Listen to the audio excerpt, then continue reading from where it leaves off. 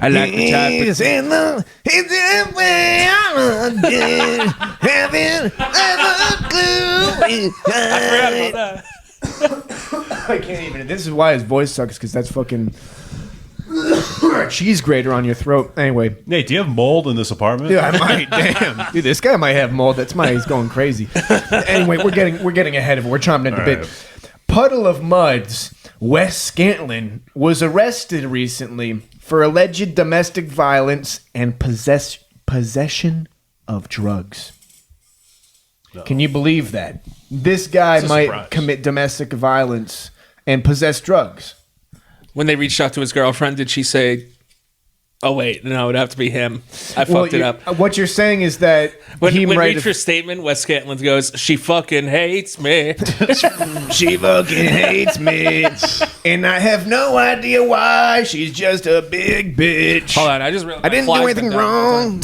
Yeah, dude, come on. XYZ, you know. All right. Yeah, he got arrested. On Patreon, we unblur it.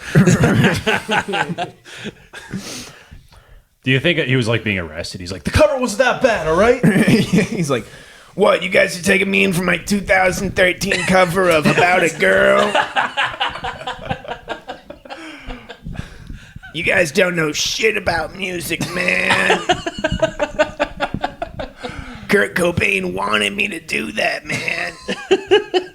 If Kurt Cobain was alive, he'd shoot himself again if he had to hear that cover, dude. I was thinking about this. I'm like, the only good thing is hopefully that whatever alleged abuse he did to his girlfriend was like boxing her eardrums so that she didn't have to listen to him anymore in their fucking apartment. Yeah, I can't imagine like living with him. Oh my God. That's awful. It's so it really makes the "She Fucking Hates Me" song so funny because it's like he's like, man, just nobody understands me. I do nothing wrong.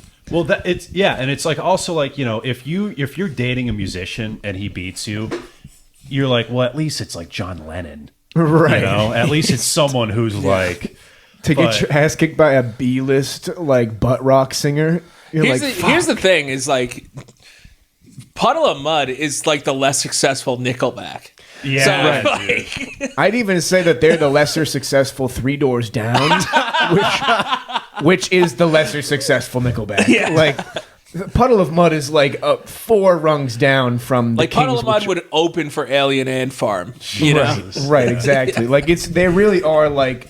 It's like the fourth layer of the butt rock iceberg is where you find Puddle of Mud, dude. Like the bottom of the iceberg. Yeah.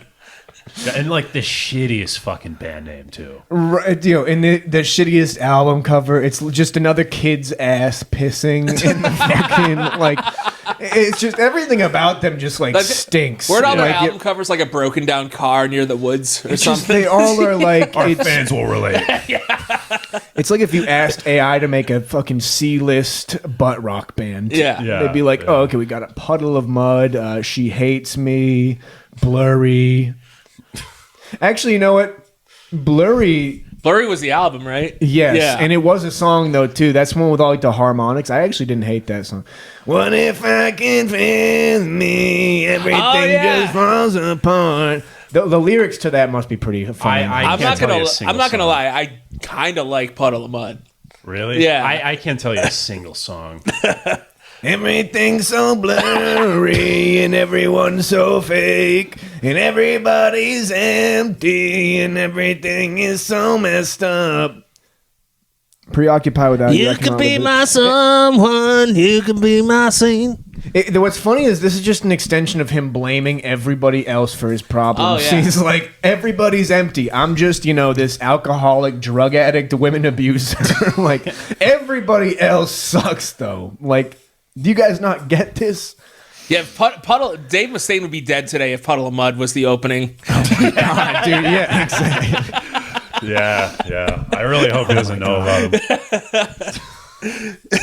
The name of the album is Come Clean, which I'm sure his lawyer is advising against right now as he sits in a jail cell. They're like, you better make this case blurry by saying that you were intoxicated, she was intoxicated, everybody was fucked up. So this guy actually, this is like, you could read his Wikipedia and really have a fun time because he's just been getting into trouble all the fucking time. Like, he is the final boss of punk rock. yeah, Frontman. He really is. So this case, it was in Torrance, California, an apartment again. This man rents. Nothing wrong with that. 3 a.m. Apparently, what else? I mean, blah, blah, blah. You know, alleged domestic violence and possession of a small amount of a controlled substance. Which, like, he's also 52. Bro, this guy's going to be dead. Yeah. This guy's going to die, man. I think he's going to keep living. You think the hate's going to keep him alive? It's like the people... Like the worst people always make it. Yeah, he is true. like a Florida guy, you know. Like that's he is. Those people can just keep going until they're like 85. Yeah. So the bail. Tell me if you think this is too high or too low. $90,000 bail. That's like his Gene Simmons VIP package for $90K.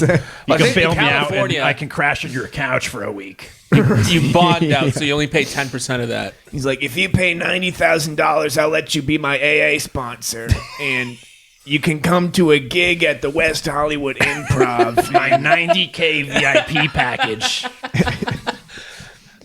If you pay me $90,000, you can go down to the liquor store and help me break my sobriety.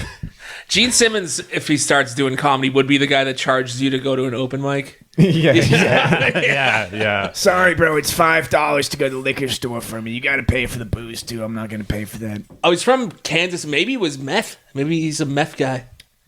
He looks like a meth guy. Yeah. That's a meth Well, guy. That's a meth band. He definitely started out doing meth, and then when he moved to California and got famous, he moved on to coke, and he thought he made it. Maybe. He's like, this Yeah. is what everybody else is doing, man. Designer drugs now, you know. This is what the Velvet Underground was doing, man. I made it. This is what Slash was doing. So earlier in the month too, this is earlier this month. He claimed that his bandmate roofied him conveniently before they played a gig at where the fuck was it? It was at the Daytona Beach Bike Festival. Which, bro, if you are on too much coke and too much drugs for like the Daytona Beach Bike Fest, where everybody's on too much drugs and coke, you gotta fuck up bad. My fucking bandmate roofied me on heroin for 3 weeks. This is what every person who blacks out at a bar after having like 12 Long Island iced teas says. Like, I must have gotten roofied because I'm usually fine after all that. Like, He wakes up, he thinks he's at like some gay leather party. He's like, fuck.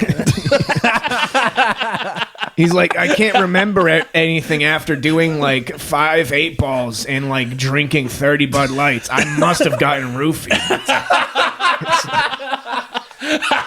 How else could this have happened, man? I'm so good at playing music. How did I suck at that gig? I must have been roofied. Well, was it a bike fucking? I think that's like what exactly it was. Let me scroll back down the page. With Puddle of Mud, you got to take the gigs you can get. It was Daytona Bike Week. Nice. It was like a 3 p.m. show. Latest legal problems come just 8 months after he was arrested in Burbank, California for an outstanding warrant and a new charge of resisting arrest. This guy rules. By the way, he got sober in 2017. Nice. And apparently, it'd be funny if Jonathan Davis got him back drinking too. He's like, I hung out with Korn for fucking 1 day, dude. After that, I was Dude, I listened to one Korn song. Yeah. And this is the last thing I'll mention because this was like a funny crime. In September 2017, he got arrested for going to LAX with a BB gun. And apparently he also got arrested there before, 2 years before. He got arrested at the Denver airport for taking a joyride on a baggage carousel. And then back in 2012, he had an altercation with a flight attendant he got arrested for. So this dude is... Can he just be my friend? He does. There is like a it's like a horseshoe shaped diagram that's like if you commit no crimes, you're cool, but then you can also commit so many like annoying crimes that you're like, okay, this guy's now back to being like cool. the most obscure crimes, right. you know? Like this is way cooler than like Adam Gontier of 3 Days Grace. Like if I could hang out with one of these guys, I'm chilling with Puddle Mud for the day. I don't care if I got to hang out at Daytona Bike Week instead of like the Xfinity Center. I'm gonna take out a loan for $12,000 so I can be his roadie. Yeah. Like, can we get a Patreon GoFundMe set up right now to bail him out, dude? We're going on a trip. We're taking this cross country. The next month's guest on this week or this month in metal is fucking Wes Scantlin. Yeah, dude. That'd be great. We could probably hook it up. Yeah. We gotta get it together. It'd only take $90,000 to get him out of the police custody.